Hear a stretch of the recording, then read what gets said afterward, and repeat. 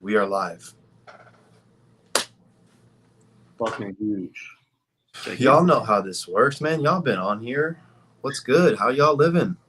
Fantastic, bro. Chilling, man. Living life to the fullest. How you feeling after yesterday? Good. A little sore, not too bad. Any aches and pains? Anything new? No. Always the same. You? Oh yeah. Ton about that. I pulled Nathan. Nathan was my first pull yesterday, and my wrist dislocated.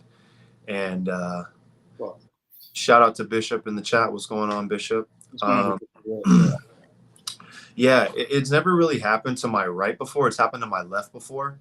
But it's like, have you ever dislocated a shoulder or anything like that? So it's quick. It goes in and out. There's like, it's like, I would consider it almost like a slip where it just kind of slips right in and out. And that's what happened twice.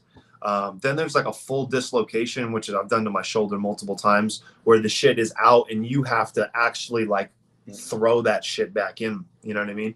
So luckily it didn't come all the way out to where it stayed out. It just went right in and out. But my dumbass kept pulling the rest of the night.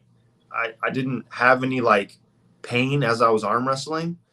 It just felt real hot. It felt real kind of loose, you know?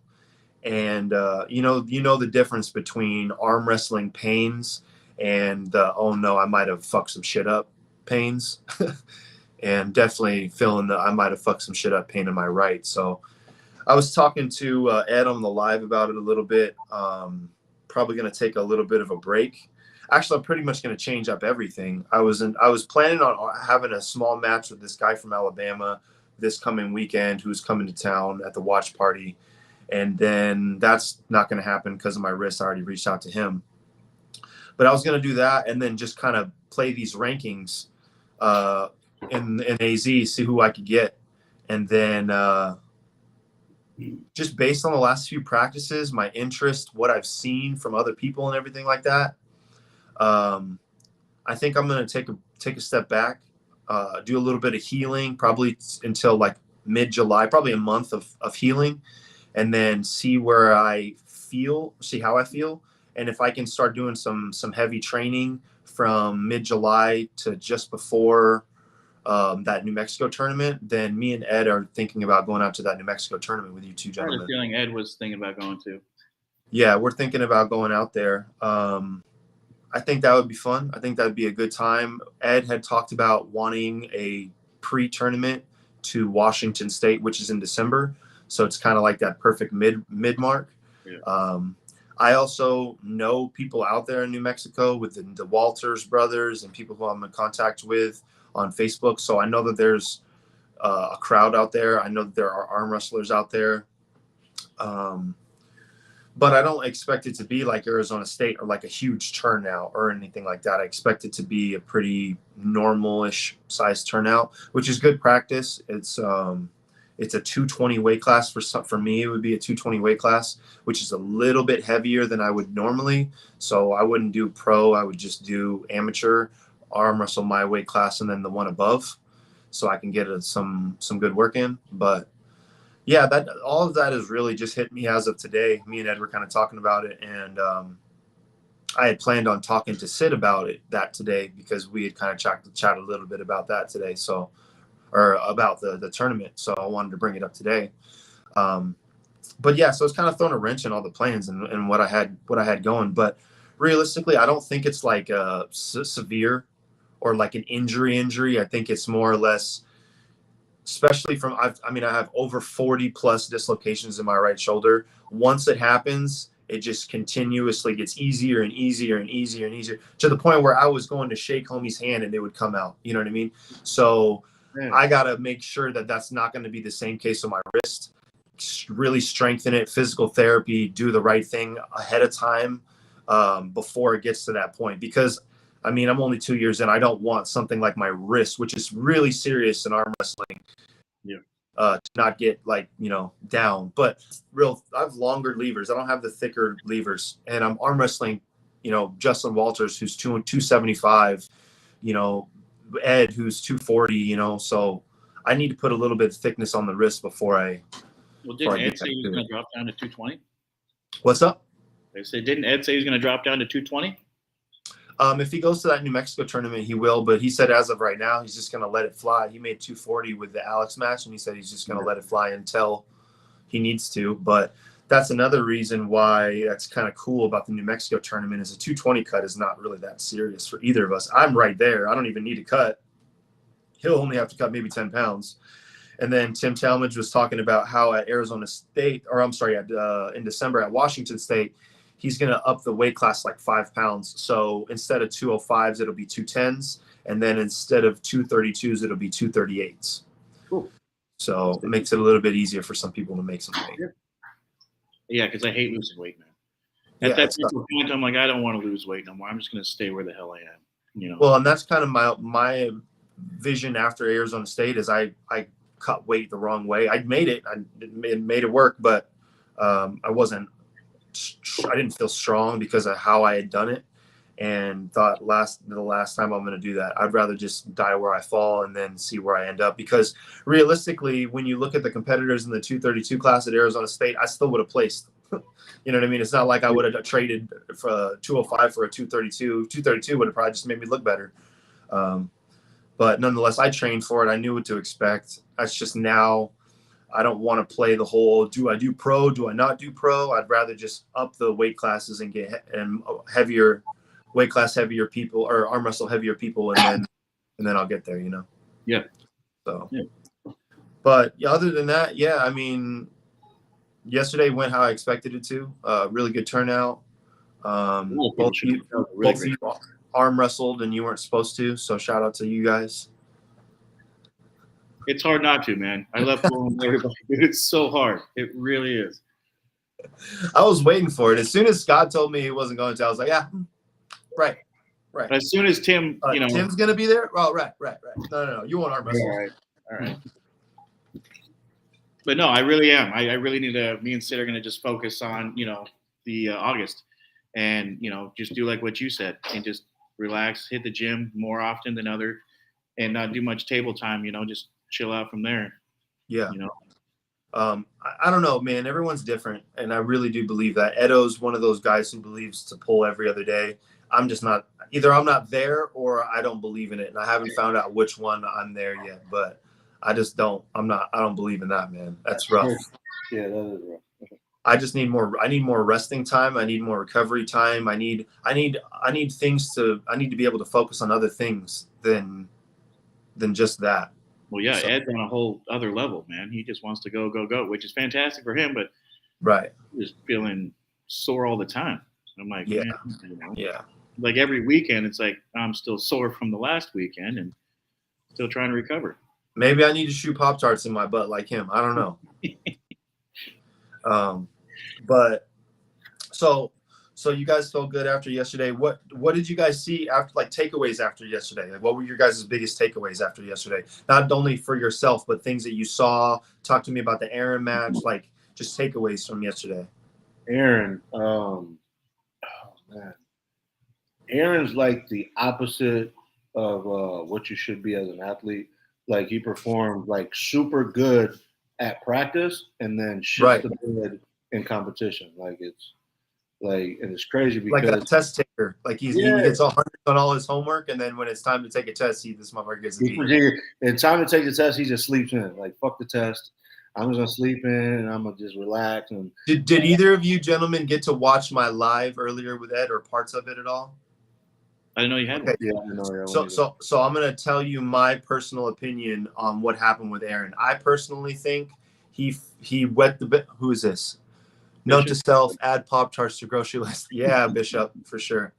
I personally think that pull that he had at your guys' house Sunday, wrong move. Yeah, he should have been resting, but he's over here hitting into people like you and Ed and this your Brian, your coach, like strong dudes, and getting stopped here, like not going all the way through and pinning, stopping at a stopping point, which means you're getting hit into a static, and that static is directly on your elbow and directly on your bicep, and those don't heal in 6 6 days for somebody who's been doing this for as long as Aaron has. So I really don't even think it's a matter of him being weaker. Like I would love to talk to him about it. We did our live earlier was an analysis of all the matches. We kind of broke them down, watched them, and talked about them and all that.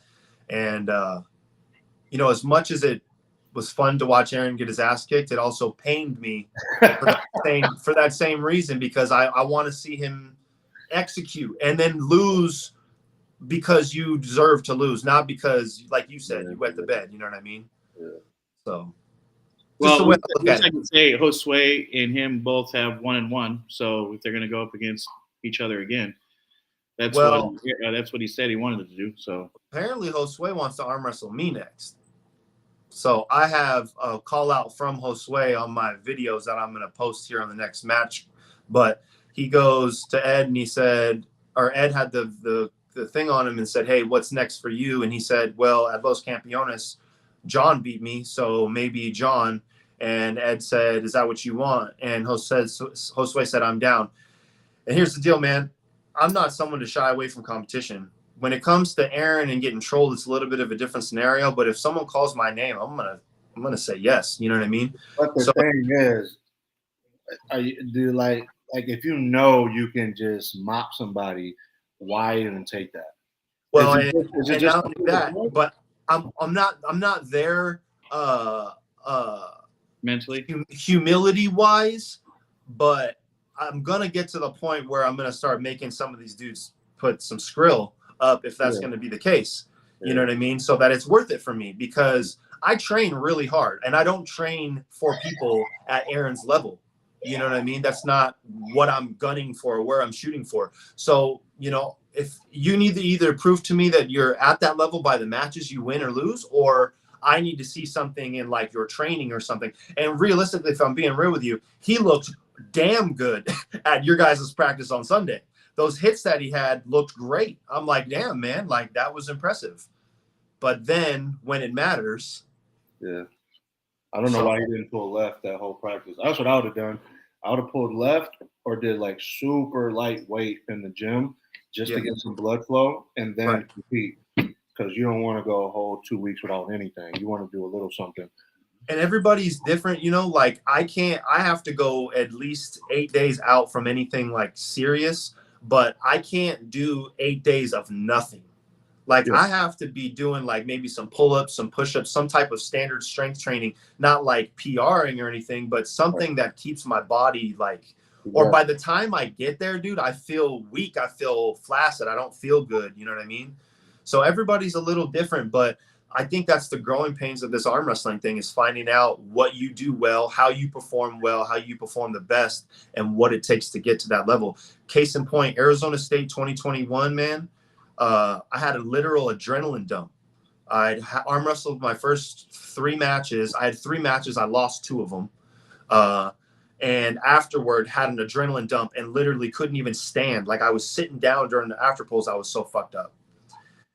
Fast forward to Arizona State 2022, knowing what to expect, star-studded crowd, the drive, the weight cut, everything that was involved, bro. I smashed it. Nobody felt like anyone, like they didn't feel like shit to me on the table, other than of course Ed. But the difference in preparation makes such a big difference. You know what I mean? It's all the difference. You know what I mean? And I think a lot of us just think, oh, I'm just gonna go show up.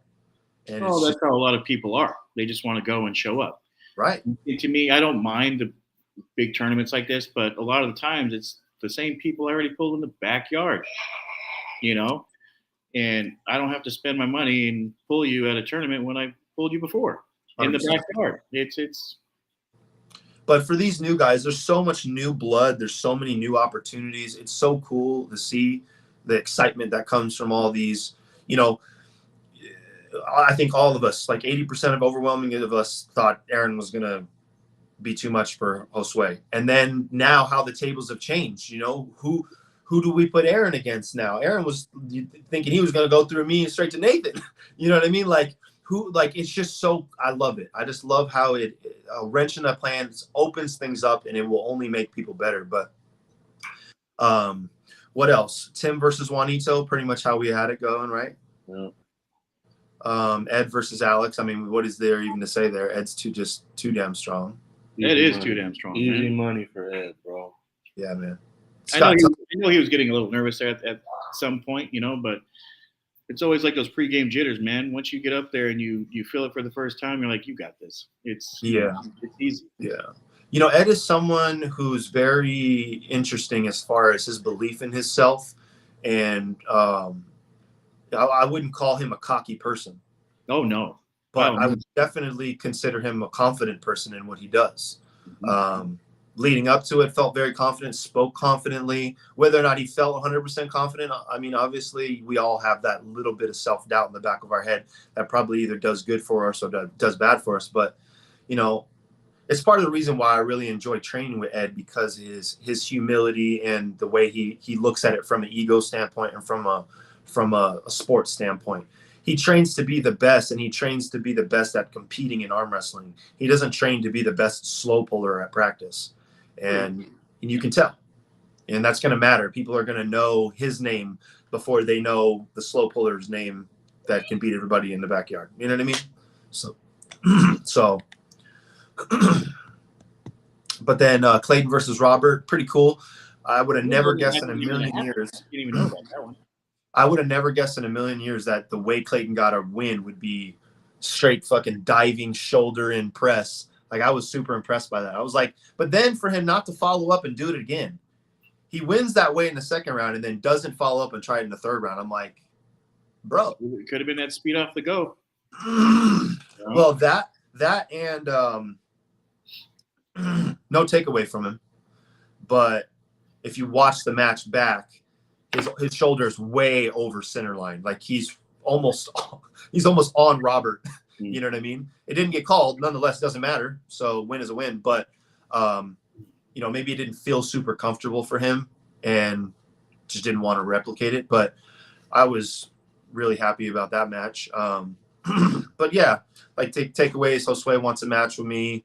It looks like we've just ignited something with Wayne and Eric. That was a lot of fun to watch. Yeah, what happened with that? I don't know.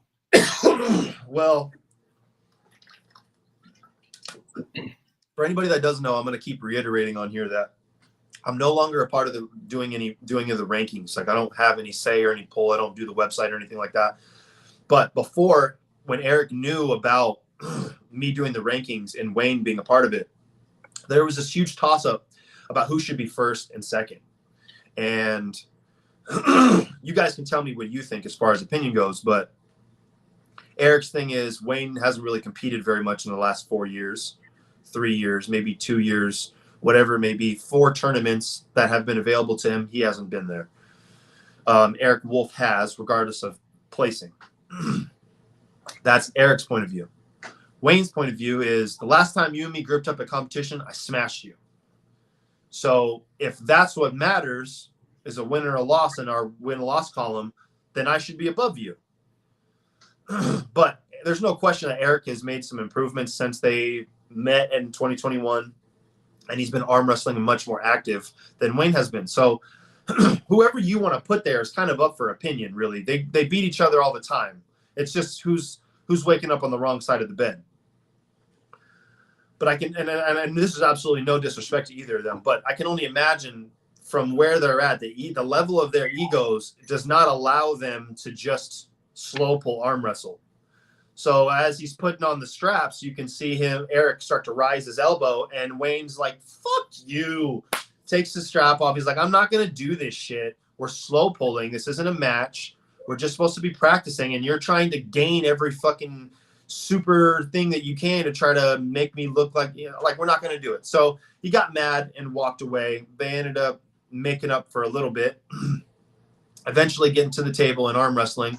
Wayne went his way every single time and got maybe this way from the pad. And then once he got to here, it went back the other way. I will be uploading those matches here in a few hours. I have that practice footage. I just need to upload it. It's pretty much done, but for the most part, Wayne didn't have much for Eric, and he even said so. He even said, I don't have shit for you. And then afterward goes, here, post this. Go ahead and put Eric as fucking number one. That's the only reason Eric fucking came to this practice is because he knew I was going to be here. and basically, you know, said it like that. And then Eric, his rebuttal was, well, then put $1,000 up and let's have a match for right-handed and let's make it happen. And if I'm being honest with you, what I think it comes down to is trust.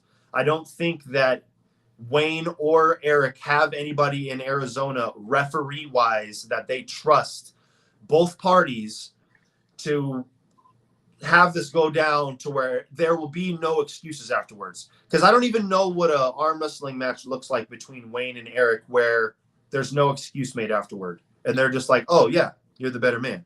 You know what I mean? Tim, though. Tim's, you know, a professional ref.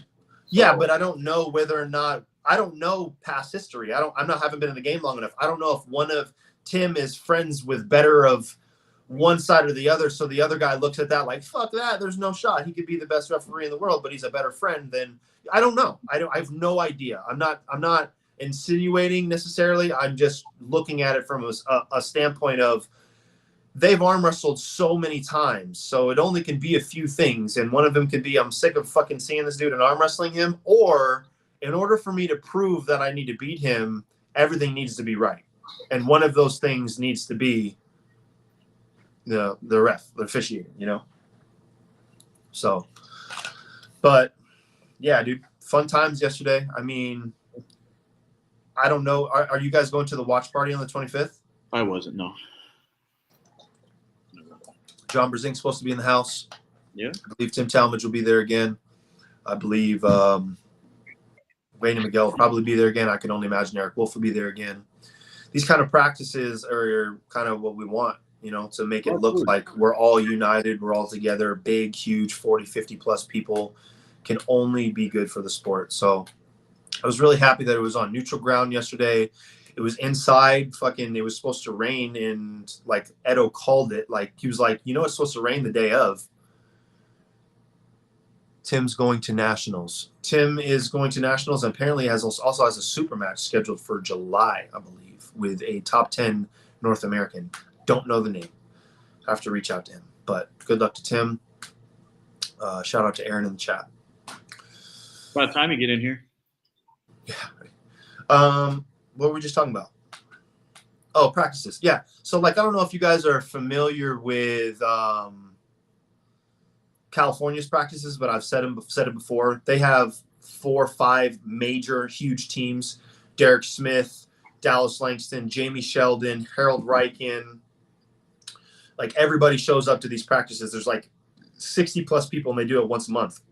Well, it's kind of what inspired the whole, like, artillery matches thing was I wanted a space where everybody could come to one place and have like a huge practice. And at this point, I don't think it's a matter of location. I think it's just a matter of the group. And I think us bringing everyone together, the more it happens, is just going to create exactly what we wanted. Squash whatever dumb beefs or whatever dumb opinions are still around and just really make it about arm wrestling. I mean, 5 tables at a powerlifting strongman gym. To me, it's as good as it's going to get. Yeah. You know, all we got to do is ramp up the number of how many people were there. And when you look at how many people were there that had never been on a table or had been on a table less than 5 times, that's the good shit. That's the shit I'm talking about. You know what I mean? I always like seeing new people. It's always good for the sport, you know? Yeah, the future of Arizona arm wrestling is in good hands for sure. Yeah. Let's see here. So let's talk a little bit about that New Mexico tournament. You guys are both planning on going to that? Yep. Yes. Okay, and no weight cutting. Clearly, just die where you lie. And then both hands. I'm going both hands. Just right. Just right for you, Scott. Yeah. Are you not ready, or do you not? Do you just not? You're not even gonna entertain the idea. I'm not even gonna entertain the idea. Okay. I know mentally I can probably do it, but the way people pull these days, I'm not going to take the risk of injuring my arm again. Yeah, that's smart. So, you know, I'll still slow pull here and there, but go full on out with a flash or something like that. No, I'll wait maybe a year or so to start doing that stuff. I train like that with Sid some days, you know, but other than that, I don't push myself too much like that. Smart. And then unless you don't want to share it, but what's the training going to look like leading up to that as far as maybe a month out? Because it's still early. I mean, it's mid-June right now. We got to get all the way through July. And then I think it's August 13th is the date? August 12th, 13th or something like that. Yeah. Okay. 13th, yeah. Okay. So, yeah, what's that look like for you guys?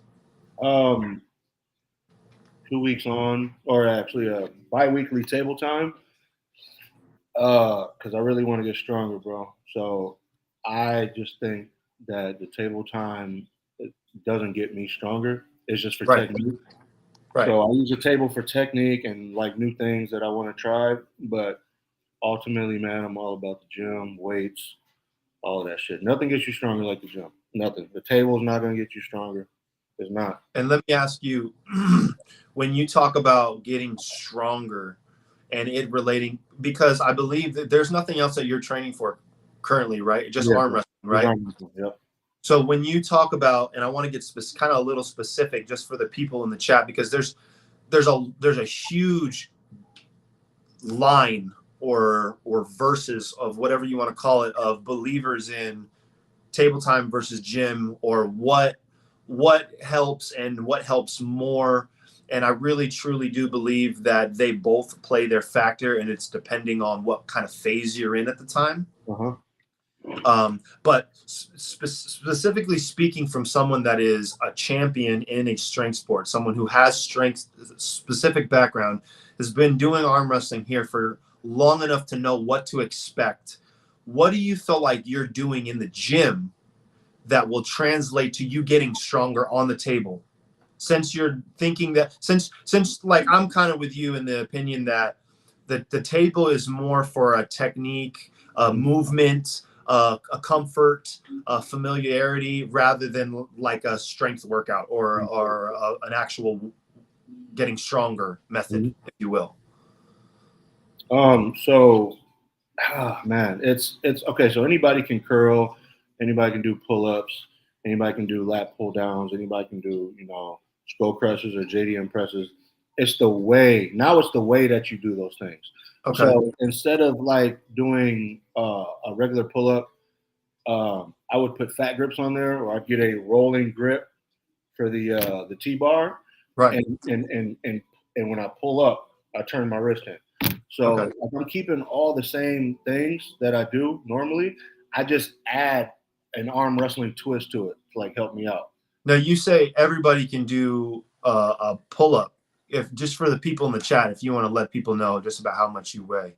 I weigh 305 right now. Yeah, not everybody at 300 pounds can do a pull-up, Sid. No, like at their weight, like at your specific weight.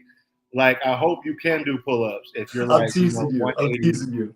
I'm giving you a compliment, because realistically, the strength in which it takes to be able to do that. I mean, I know people who are my weight, 200 pounds, who can't do a pull-up. You know what I mean? So first of all, we all know pull-ups definitely translate to arm wrestling. But like you said, doing things in the gym that specifically translate to making you better at arm wrestling, like fat grips. But like, what kind of exercises do you find? Do you just kind of stick to your normal strength training program as you would? No, it's completely different. It's completely different. From powerlifting to like arm wrestling, I do a lot of single limb. So I won't really do any like compound like movements other than like presses or like pull-ups, because you got to do it.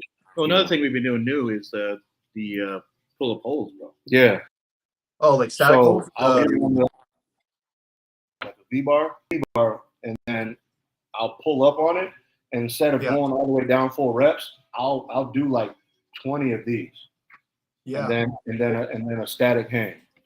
Yeah, I was gonna say Travis Bajan has videos of talking about how he would just get into this position, false gripped, up to the chin, just sit there until failure. Absolutely. Until it would get past his forehead. And then once he gets to this point, he was like, I would just take a break and then start over. Exactly. It's funny because same thing. Travis has such unique, weird fucking ways when he talks about how he would train to get better at arm wrestling. But you can't deny what the dude was able to do. I mean, realistically, not a someone born for the sport like a Khaled or someone with a massive hand, or someone who's just a massive human. I mean, he's not small, don't get me wrong, but there are plenty of people bigger than him that should have beat him that he flew through. And a lot of it comes down to strength in specific spots. And very much like you said, you almost kind of have to change up your training because of those reasons, because of all those little small details that you have to make sure you 100%, hit. 100%. Yeah. And having a big bench does nothing for you in arm wrestling. Besides have a big chest. Absolutely nothing. I mean, say it again louder and prouder, please. From someone who benches. Someone who's a record holder, over 600-pound bencher in competition, it does nothing for you other than just have like a good stable foundation of being strong. Benching, having a big bench does nothing for you. Wouldn't you say having stronger and more stable shoulders is more important than a chest? And I do rotator cuff exercises too. I'm gonna put you on all of you. There you go. There you go. Rotator cuff exercises are, in my book, maybe number 2 next to like hand and wrist power. Give us some examples of ones that you do. Rotator cuff. So I would lay down or I would sit down next to a flat bench like this, and then I put my arm on the flat bench like this, have a dumbbell in this hand, and just lift it off. Okay. My shoulder can't go all the way back, but right. I'll just lift it, static hold, set it down. Lift it, static hold. Don't bounce it. Just set it down. Yeah, for sure. And then go like that. Then I get a dumbbell, sit down on a chair, and do these. Right. And then I do these. And you're doing lighter weight for these? I do like 25, 30s. Okay. And so take them out here and then just rotate like that. And then go to a table, get next to it, and then you can do inner rotator cuff and then stand on the opposite side and do outer rotator cuff. Okay. So when I had my shoulder surgery, something that they had me do, I had a labrum tear. So my rotator was fine, but my labrum was fucked. They had to repair. I know. Shout out to Ed in the chat. What up, Wildboyz? Talking about Scott's lovely beard. Shout out to Ed, the legendary one. But when I had my shoulder surgery, they reattached my labrum down to my bicep, and it completely like fucked the muscle atrophy in my bicep. And I remember doing like what you would do with the dumbbells, but I would have to do with bands where I would put it on the doorbell. The that's like a cable. That's like a cable. Same you got thing. Resistance fighting you going back. And then another one they'd have me do, like you're doing on the flat bench, is I would have to lay on the ground with my arm out and then get my arm down to the ground as I'm facing it. And dude, I remember freaking, like thinking that my shit was gonna snap. Yeah, you've never felt anything like it before. Like you didn't even know you had those muscles, and that's what it is. Like those small little things, strengthening those little things they play such a significant role in a sport like what we're doing. 100%. Ask Scott and Sid how they're organizing their training for the New Mexico. You're late, homie. Yeah, you late, bro. You're late, homie. Rewind. That's actually what we're talking about right now, Ed. We're talking about the training in what it's going to look like for them ramping up to New Mexico. We were kind of talking a little bit about Sid's differentiation in how he's gone from kind of like powerlifting into a little bit more arm wrestling specific, but still heavy gym, where it's not so much getting strong on the table, getting stronger in the gym, but making that translate to arm wrestling. So, but I mean, we were still kind of talking about, as far as time goes, like how you're going to gauge all that out, both of you, as far as what your training is going to look like. So I'm in the East Valley. He's over here. So we link up. We link up Saturdays, right? Saturday and Sundays. But my schedule from Monday to Thursday, because I take Friday off, it'll be regular programming. So I'll do my bodybuilding shit at the beginning of the workout, and then I'll do all arm wrestling training after. So I'll do an hour of training, weight training regular, because I still want to stay proportioned. Obviously, I still want to, bodybuilding is like number one. So I still want to lift weights and have fun. And then I take all my serious arm wrestling training. So I'll grab the karate belt and do kettlebell exercises for the wrist.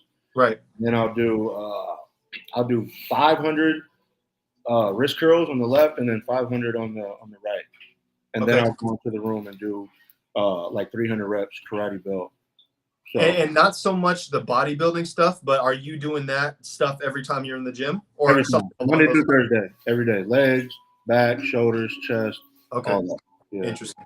Okay, and as far as leading up to a tournament, are you increasing the weight at all, or are you trying to stay either medium to then drop down for lower volume? Like, No, I'll do leading up to competitions. I'll keep the weight the same, but I'll increase like the arm wrestling weight. gotcha, And I'll stop a week before. So gotcha. if I have a competition on Saturday, I'll stop that Saturday, and then the whole week would be regular bodybuilding with super light arm wrestling movements. Okay, interesting. Because I hate that I haven't did anything in a week feeling. Like I feel like I'm not worth shit, and I'm fluffy, and I'm fat, and I'm weak, Right. and like As I really athletes, feel as sore. people who abuse our body enough, we just need that abuse more and more often to where the it's like, ugh, yeah, I know exactly how you It's feel. a confidence thing too, man. Like I feel more confident if I go in. I'd rather go in sore than feeling like I haven't done anything, and I'm And just feel strong as fuck. yeah, exactly. Yeah. Right. Scott, what about you, brother? I almost do about the same thing as him, but I'm more focused on the arm wrestling training. But as of now, like I said, since I'm taking a break, I'm mostly I go Monday, Wednesday, Friday. But now I'm just gonna focus. My favorite stuff to do is back. So Yeah. I love doing lat pull downs, rows, and then I try to finish off with a lot of wrist curls. Like he says 500, I'm about the same. I drop that shit back and forth from heavy to light and just static hold it. And I think it's very important for the people to know, and for everyone to know that, you know, Scott's style of pulling and the way that he trains translates. So for someone who just said, I like to do lat pull downs, I like to do rows, I like to do back workouts, which if you know Scott, you can only imagine they're fucking heavy because he's a large gentleman. He's a very strong gentleman. So with that being said, for someone with a bicep tear, I can only imagine that your training has been almost completely different since you've been going through this injury. If you are someone who likes to do those, or well, I mean, maybe I'm wrong, but are you doing like everything one-armed? I would doubt it, right? I did when my arm was in the sling. That's all I focused on. But I mean before the injury. Before the injury? Yeah. Same. Yeah, you would do. No. What are you trying to say? I'm saying, as I look funny. No, I'm saying like before you ever hurt yourself, when you were just PRing on like lat pull downs and rows and stuff like that, were you more more often or not doing double-handed things, or were you pretty often or not doing alternating as well? Oh no, sometimes. I like to try to keep my body even as much as possible. So at that same time, I do both. Right. And the reason I say that is because I find my style of working out very heavy, back heavy. I'm not a presser. I don't have a lot of upper chest and shoulder strength. I have, to me, just enough that I need for my sport. And when I was a basketball player, you needed to be long and lanky and lean. You didn't need to pack on muscle. So the chest really wasn't something I focused on. But I've always been able to do pull-ups. I've always had a solid back. I've always had small lat definition. And when I started arm wrestling and I watched certain people that would do so much drag heavy stuff, I was like, there's no shot. Back isn't going to translate like huge to this, you know, and it's going to be almost everything along with hand and wrist. So that was like my huge focus, you know, everything. My lat pull down's gone up like almost 100 pounds since I started arm wrestling. You know what I mean? Like, but once again, everything I do is double-handed. I'll do some alternating work, but realistically, it's not anywhere near the amount of double-handed work I do. And I can only imagine that, boom, I get a hurt on one arm. Now, the way I was training, it completely fucking changes. And now I have to switch all that up in order to try to maintain or try to get back to what I was doing before. Does that make sense? Yeah. The only thing that changed for me is I can't pull as heavy yet. Right. So, which is a big deal for someone like you, correct? Yeah. So when I want to do certain things, I do the single, but I do with the left, but I do more than I do with the right. Obviously, Right. to balance that out and get that stronger, so I'm not uneven, Right. But I did get that neutral grip freaking lat bar, which is fucking fantastic. That helps a but lot with the grip too, so that is really helping. Not that I want to give out any like secrets or anything, but like, what would you guys consider right now for yourselves, what your weakness is and what you would think you need to ramp your training up for, like specific to arm wrestling, whether it's pronating, supinating, cup, side pressure? Side pressure for sure for me. Okay. 100%. I like telling secrets. I like giving up my weakness. Right. Because that's just gonna make me fucking work even harder. And 100%. And I can give you all the secrets in the world. I can give you my eating schedule. Motherfuckers ain't doing that shit. You can't. People ain't doing what the top level guys are doing, bro. Like they're not even prepared. I say this all the time about doobie snacks. Like me and my lady will talk about. I'm like, dude, someone is gonna get my idea, and then I'm like, and then I sit back and think about what it takes to do all this shit. I'm like, they don't have the fucking time. Right. They ain't got the want, the skill, none of that. Exactly. You know what I mean? Like we've been workouts. You know how many rich people interviews are on YouTube? How come everybody ain't rich? How come everybody ain't driving around in a Lambo or having? Because ain't everybody gonna do it. Because nobody's gonna do it. It's too hard. It takes too much. Right. I got this. I got that. It's always excuses. So, like I said, I'm working on side pressure and my wrist. Because I got a pretty strong hand, so wrist and side pressure are like my two biggest things. But when you say everything, I only got to worry about two things. That's how I look at it. Like I only got to worry about two things, so I'm good. And when you say your wrist, you mean probably not as far as width or anything. I just think it's not as strong this way. Cupping. It's not caught up to how much I can pull. Okay. Well, once I get this to hang on to what I can do, it's game over. So okay. And then Scott, what about you? What do you feel like you're working on? Or I know I say I do a lot of lat pulls, but I think my necessarily weakness is my back pressure. I would agree. And then my fingers. I would agree. I was actually just thinking about that today. I was thinking about your style of pull, and I was watching you and Ed practice, and I was thinking about how some people have success with Ed, and I'm just like, how? And then I don't have anything at all for Ed sometimes, you know what I mean? And then sometimes I feel like the king against Ed. Like, it's just weird, you know what I mean? But, styles make matches. Styles make everything different. And what I've noticed is Jesse and you are both two people very unique, to the sense where you guys are so strong in your element that you almost don't need the back pressure, where you have a percentage of it, but it's not your like relying factor. For me, I wouldn't be an arm wrestler if I didn't have back pressure. I don't have any amount of side pressure to even think about. So if I didn't have back pressure, I would have nothing. You know what I mean?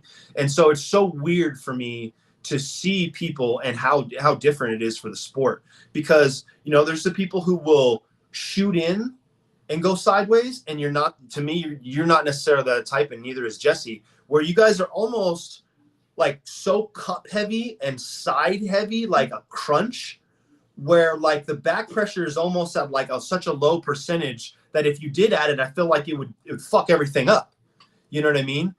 So I almost feel like for someone like you, in order to have back pressure, or the back pressure you need to compete with people as strong as you almost have to change the way you pull, like completely. Well, I tell that to all the guys anyway when, you first grip up on the table, look at your opponent, see what they're doing, try to transition to see how they're going to move. Right. So for me, a lot of the things, like when I go up against Ed, shout out to you, Ed, you're fucking strong as shit. Right. When he pulls, he likes to pull towards that corner.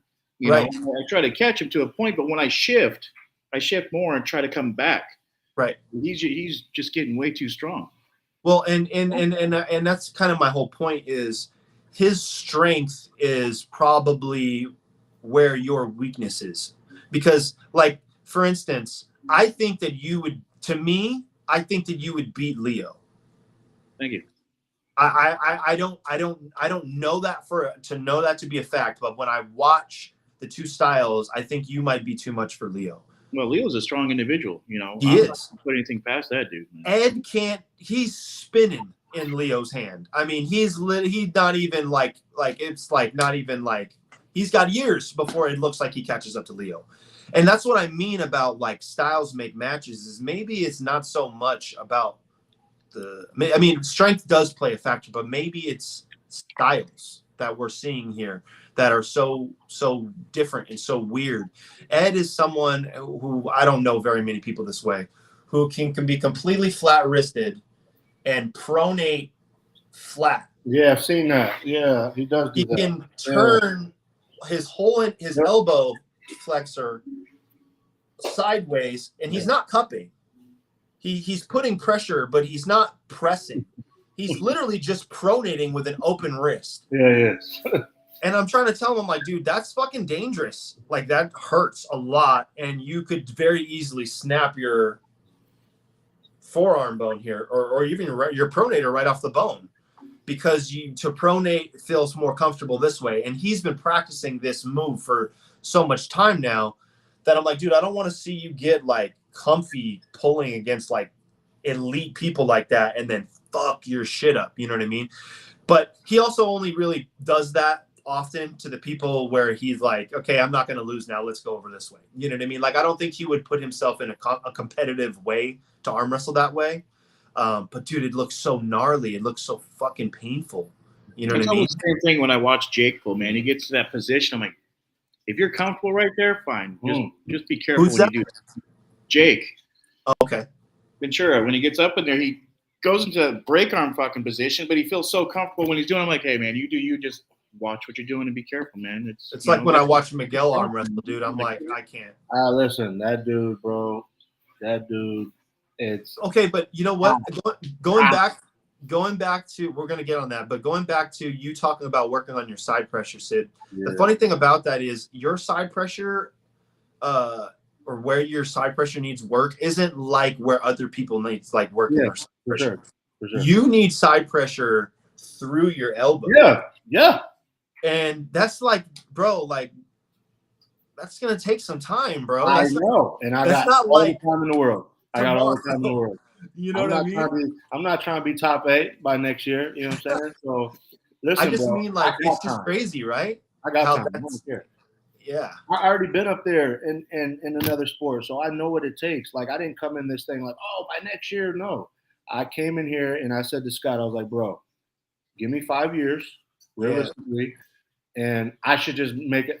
My name should just ring bells. I'm not saying I'm gonna win anything. I'm just saying, like, I'll be a solid motherfucker in 5 years. I'll be honest, it's not even take you that long. But I'm just saying, like, I know how long something takes, and I know how hard I work, and I'm just. Things happen in life. Like, I caught pneumonia 6 months in. So things happen, bro. And your top end strength just makes you so different, though. Yeah, I just know like where I need it, and it's exactly right here. So the good thing is that you're willing to not rush it. No, I don't want to rush. I want to move the right way. I don't want to move fast, bro. Like, when I get there, it's on. Just know that. Just have y'all fun. Whoever watching now, have y'all fun now. When I come up. Game over. Jake Ventura, I love pulling in unsafe positions. The thought of breaking my arm really gets the blood pumping. Jesus, that is your teammate right there. Oh, man. So speaking of that elbow, Sid, you know it was going to come up, bro. Demigod. Demigod elbows. You got to let go. No. Listen, hey. No more. Listen, no bro. More. You and Ed and Miguel, y'all gonna leave my Kings move alone. Listen, it's called the Sids move. Where it came from. It's called the Sids move. So check this out. Most people don't know this. I went into, we do need a wide screen. I went into match, like, he only knew that. I was like so sore, but I told him, like, bro, I need to ice my shit probably 3 hours, 4 hours of the day to like get unsore. Like, I was doing everything I could possibly do. And then we went to the match, and as soon as he said go, I couldn't access what I know I could have access to. it was just, it wasn't working for me. So I was like, it just, bro, I swear to God, it just happened. I've never practiced a King's move a day in my life. The shit just ended up happening, and fuck it, it stopped him from fucking He said, fuck it, it worked. Yo, I was in the King's move, and I was like, I'm King's moving Miguel right now. I never practiced this shit a day in my life. But yo, that's like the best way to stop Miguel because he's not like 6'5", so he can't come down on top of me with long levers. Like I could stop him from going to the side, but even then, bro, I don't know what kind of genetics this dude got in his shoulders and his elbows, but I would snap my shit all the way off. God, pressing the way he was, bro, it's insane. It's insane. God. I was like, it hurts to watch. I'm still fucking hurting from that match, like a little bit. But people that don't know, for a King's move, the whole point of the King's move is supposed to be from people that have such a calcified elbow from arm wrestling that their arm does not extend fully, to that now if they can only extend to here, it's a rocking lever that you have to, as long as you can get that height up, right? So Sid, I'm the anomaly, bro. Like I am. His are muscles. My biceps are so strong, bro. Like I honestly, it's gonna take an act of God to like fucking do this. You know what I'm saying? I was like 2 weeks back from COVID, right? And I had a match with Big Mark, and he came over the top of my shit. He tried to pin me, and I was in a King's move, like not really a King's move, but I like caught him like this close to the pad, and he had to come all the way on top of me. I don't think he can do that now because I'm like back in full effect. But even then, like it would take like a 6'5", 6'8" dude, 400 pounds, to come over on top of that shit. And for real. And yeah, bro, that shit's fucking wild. I don't know where it came from. So, but y'all leave me alone. I love my King's move, bro. And I'm gonna keep doing it too. I'm calling it the Sid's move from now on. I'm not even calling it the King's move. I'm gonna keep doing that shit too. Miguel, I'm doing it to our next competition. Do you want me to tell you who it's not going to work against, bro? Who? Julius. I already King's moved Julius a little bit. That was left, though. Yeah. I want to go left and right with Julius. That'd be fun. His press is dirty, bro. I've seen him press from a losing position all the way from losing, get behind his shit, and go from the other side. Crazy. That's crazy. But I like that shit though, bro. I love strong people. I love competition. I'm not knocking nobody. I want you to be so strong and so confident that when you go against me, there's no excuses. Like I love that shit because look at you. You're getting ramped up right now. You're excited right now. I know what I'm gonna be because I'm looking forward to it. I like competing against strong dudes. Like I love that shit. And Julius is that, and you know that firsthand. Yeah, Julius, for sure. Oh, for sure. He is no right, but I can only imagine from his left that he's strong as shit. You know what I'm saying? So. I really don't know the difference because I've probably felt like a 4-year-old to him in both arms, with both arms. So that dude's so tight. Like his fucking arm is just, bro, it's crazy. And he's just like you, a strong human. And I've said it time and time before. He's like 5'8", 5'7". So you're like, oh, his hand's not going to be big. No, he's black, bro. You don't need hands, bro. Have you ever met a black person that did not have a just fucking mitt, bro? Mm. It doesn't matter how tall they are. Yeah. So. And he'll catch you like this. When he catches you, that's what I mean. He'll catch you limp wrist, but he can't go past here. His arm is huge. Yeah, Jake Ventura, from what I understand, a King's move has nothing to do with how far your arm can extend or lack thereof. It's where you're willing to give up your cup and put everything into drag and pronation. Well, that's what it has become with Devin, but the way the King's move started and the reason it's called the King's move is because only the people who had been in the sport long enough to have calcified elbows, aka Kings, were the ones that were able to pull this move off. George Izakowicz would be a great example. When you look at that dude pull, he doesn't even look like he's arm wrestling. He just looks like he's doing something super different, but it is beating champions. It's beating killers. It's beating giants. And the dude's 176 pounds. I think he's like 90 and still would probably wreck all three of us. You know what I mean? So it's just a matter of leverage and how you use it. And the King's move has completely evolved, so much so that it has now become, instead of being called a desperation move, it is now being labeled as a style of pulling, where you are watching, like, are you guys familiar with the YouTube channel, The Table Monkeys? Yeah, I know them. Okay, so they're out of Canada. I think they're out of Ontario or Toronto or something like that.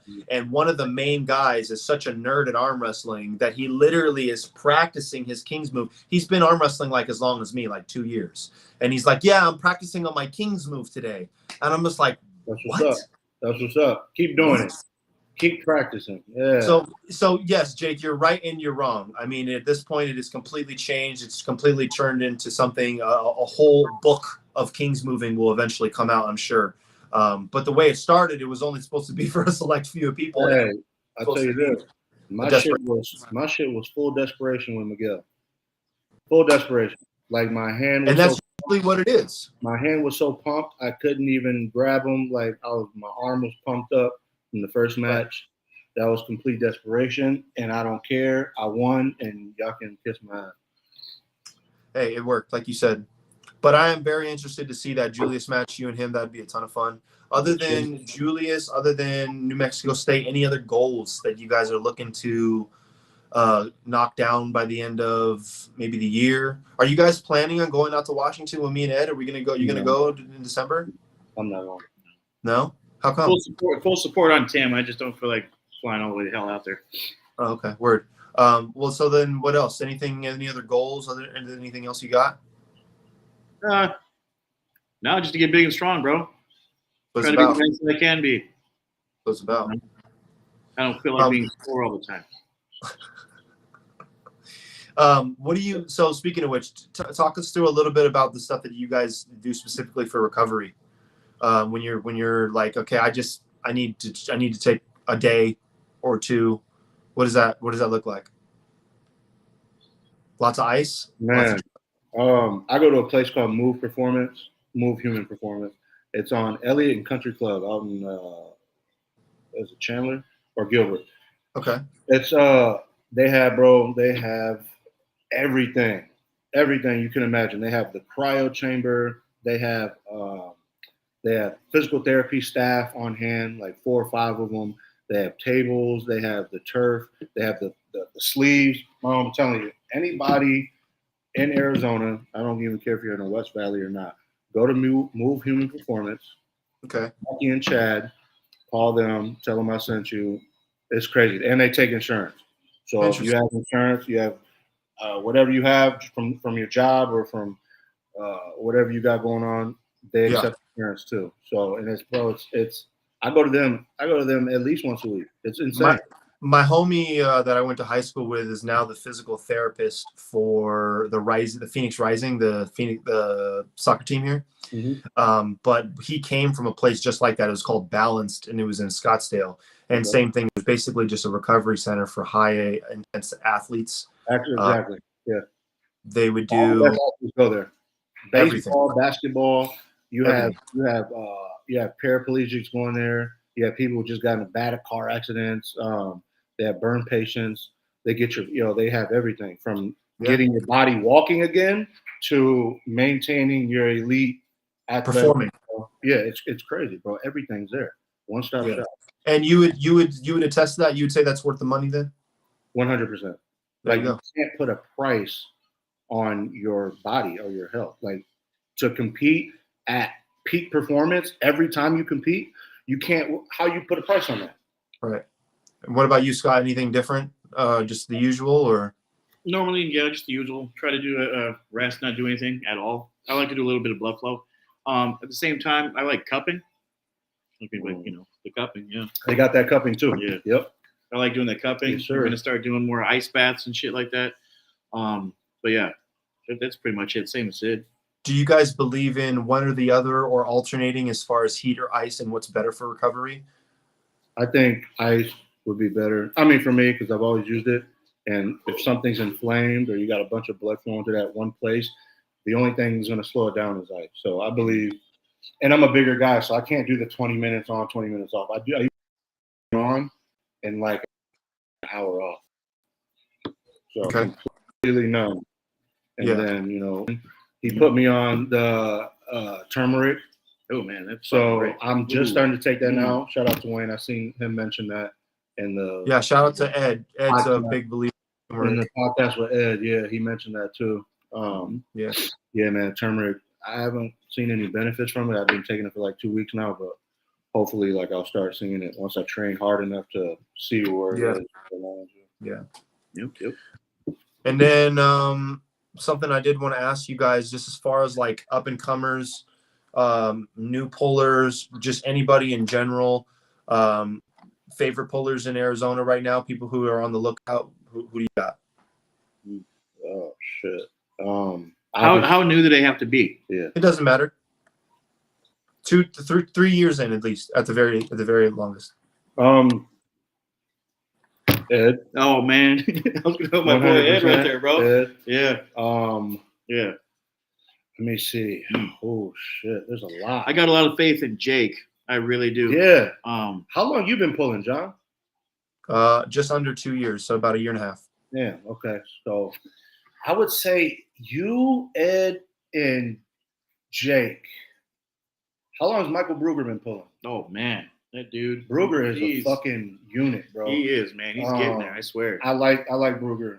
Yeah. Brugger's been pulling as long as me. Me and Brugger. I was at Brugger's very first practice at our Arizona Arms, or Arizona Arm Fighters. That dude. I'm sorry. That dude is focused, man. He's a lone wolf. He's like. I have always said about Brugger. I'm glad you guys brought him up. I've always said about Brugger. I don't think that there are many people in the state who have, or many people I know realistically that have more potential than him because of a lot of different differentiating factors. Number one, the kid is young and has liked and loved arm wrestling from a young age. 17, 18 years old, has been training for it. I think he's barely like 20, something like that.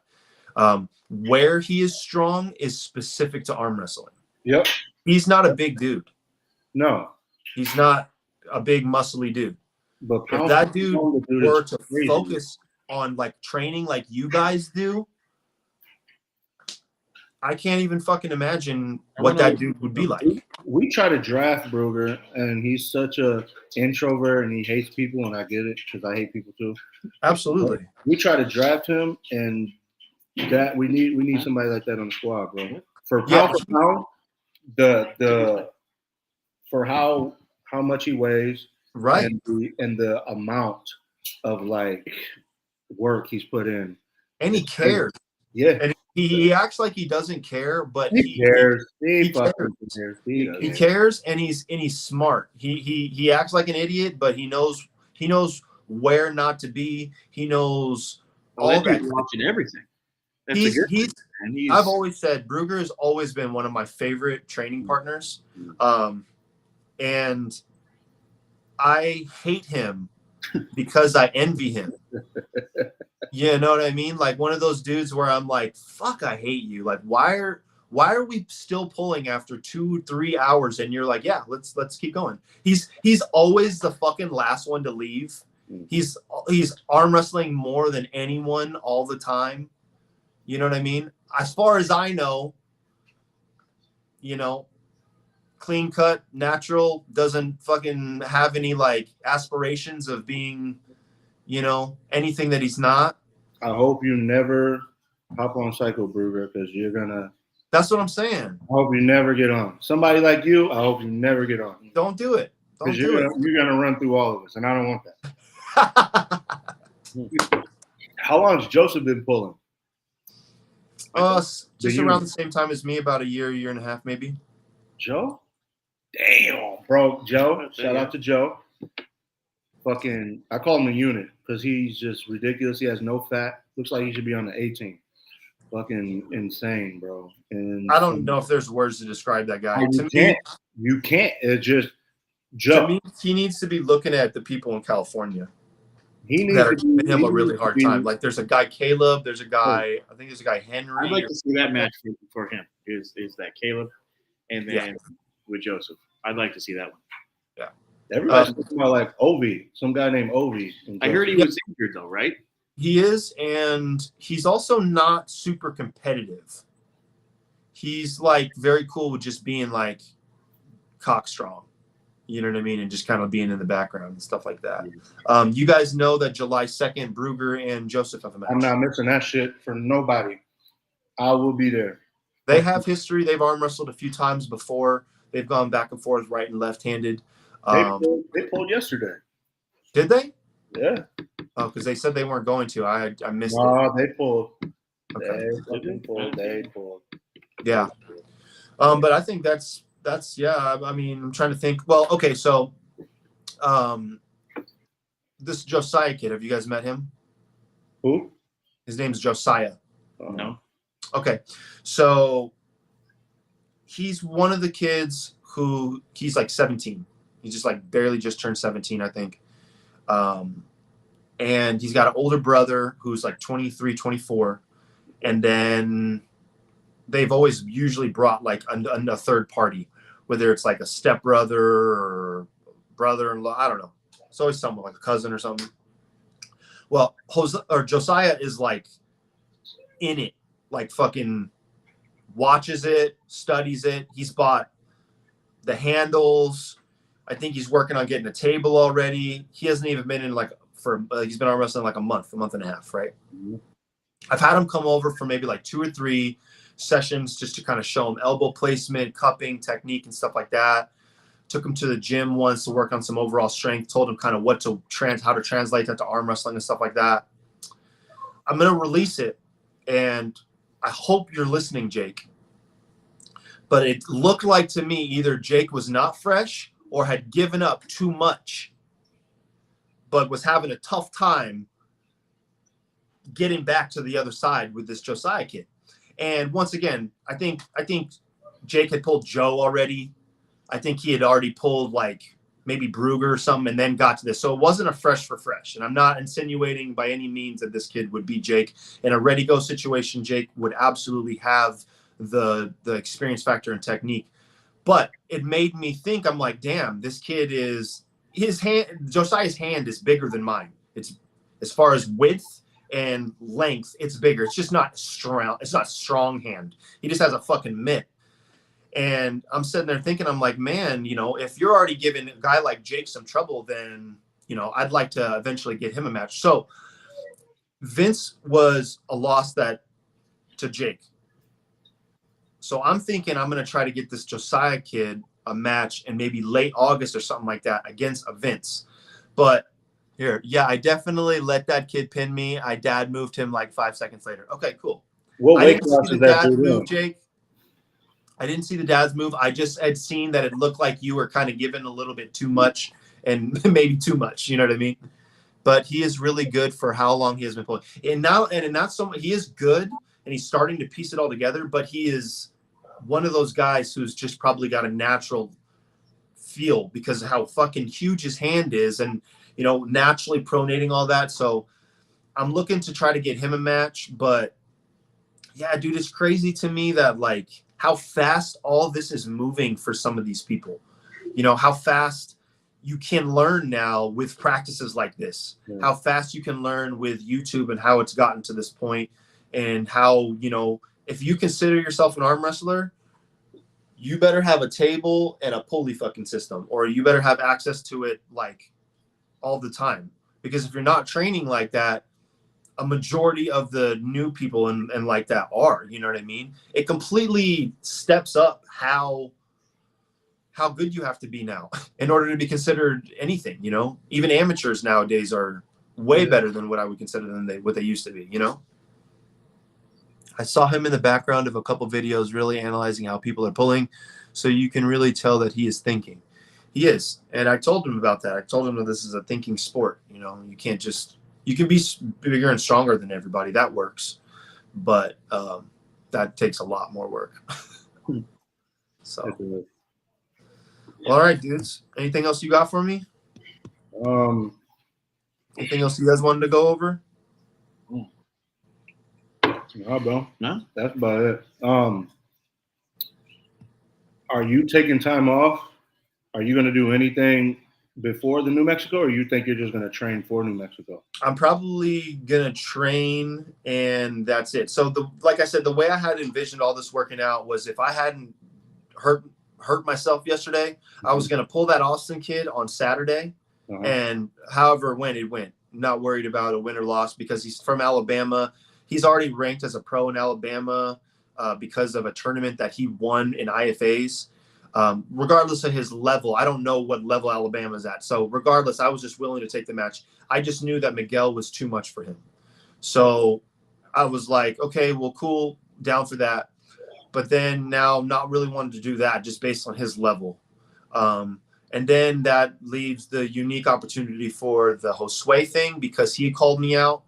I want to make sure that it's very clear to Josue and Josue only that I'm not bitching out from a match. I want to make sure that I commit to a match the smart way because I don't really care about winning or losing as much as I do hurting myself. What's the point of getting injured, bro? Yeah, for no reason. I really need to make sure that this is not something that's going to keep reoccurring.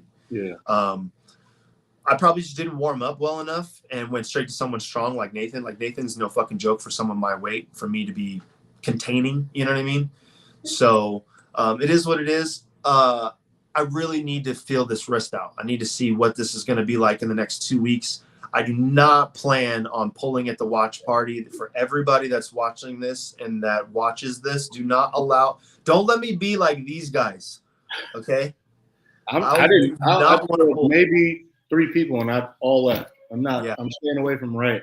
I do not want to pull for at least a solid 2 to 3 weeks on the right hand.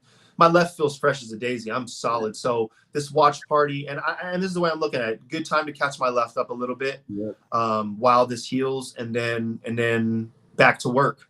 I think as long as I'm good by like the 10th of July, which I think I should be, then that's enough training for me to go in and do well in New Mexico.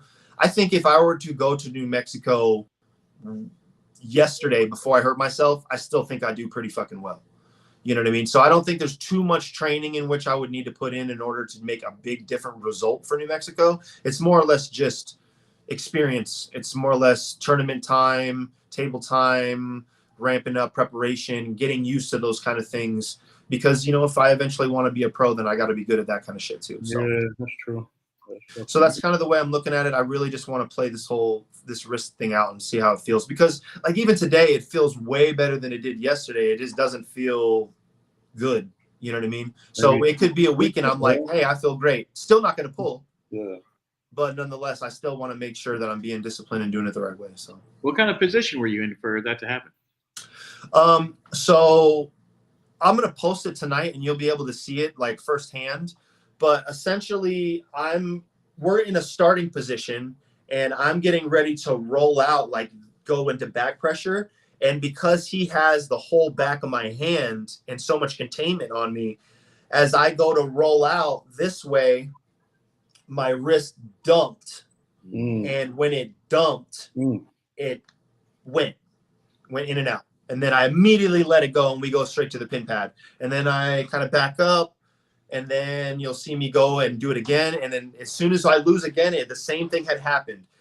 And then here's the fucking crazy thing. Like, you'll watch the footage. I get mad. And I'm like, no. I wanted to match with you. You are not about to not only punk me, but injure me. So I fucking roll his shit out. I completely fucking just, yeah.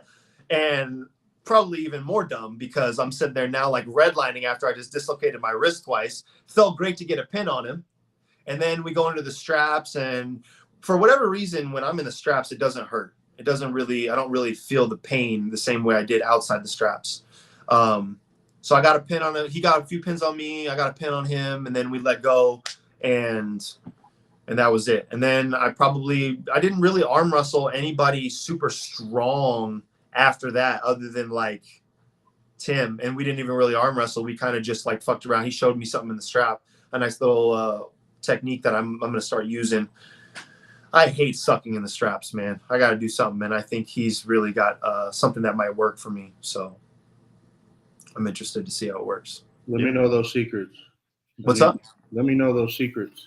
I mean, realistically, it's really hard to say rather than to show, but because I'm so heavy on pronation, there's videos online, like Ryan Bowen has one, of how when you set up, you completely pronate and then you turn your body to be flat with the ref. So I'm flat wristed to the ref right now, but then as soon as I go to square my shoulders, I'm completely pronated, so I can't twist anymore. Does that make sense? Yeah. So realistically, I would set up in the straps completely fully pronated, and then I would turn into it. And the pressure I would feel would be all in the top strap.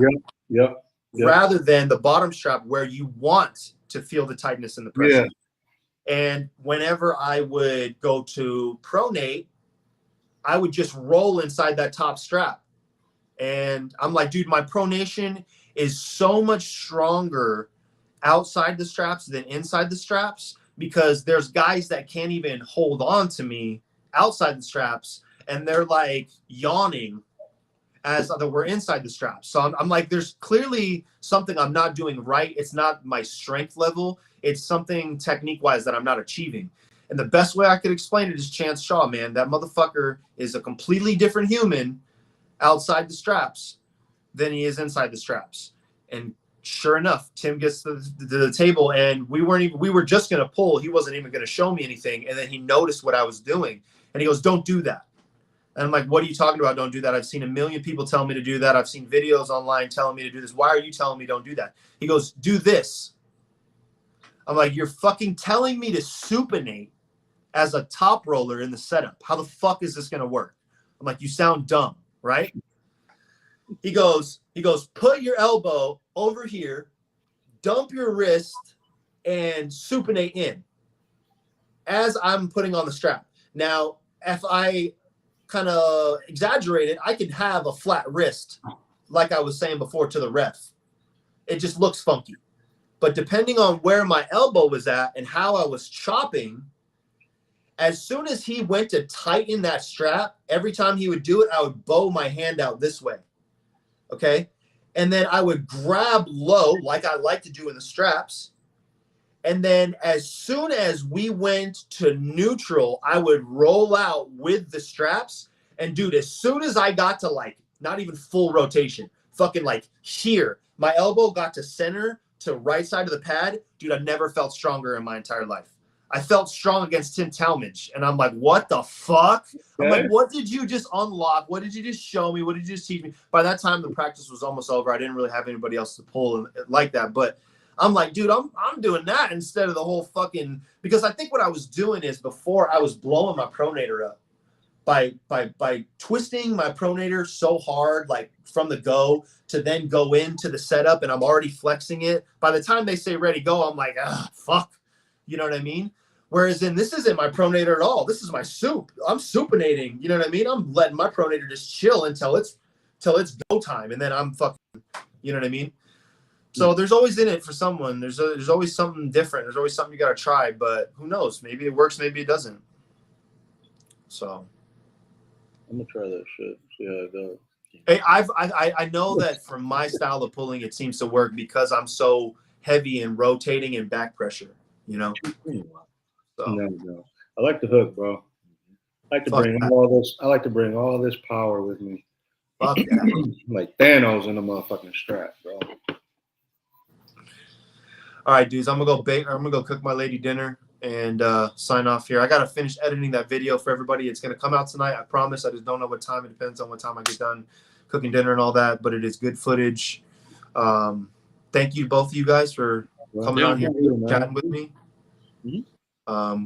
Not the 25th, the following weekend, maybe, or maybe we'll get together and lift to do something. I'm down to live. Yeah, I'm definitely down to live all the time. Because I'm gonna try to stay in the gym. I'm not gonna be doing a lot of. So, bro, I'm telling you, we live like 10 minutes away from each other.